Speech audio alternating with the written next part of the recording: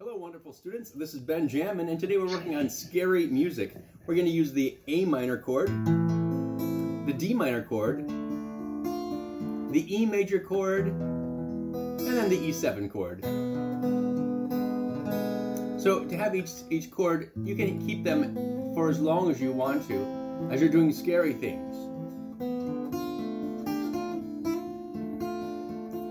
The E major chord, and E7. There's a couple different E7s you could do. And then back to the A minor. It starts in A minor and ends in A minor.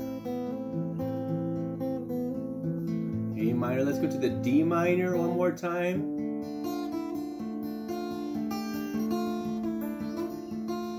And to the E major, then E7.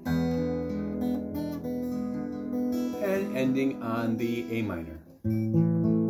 So scary.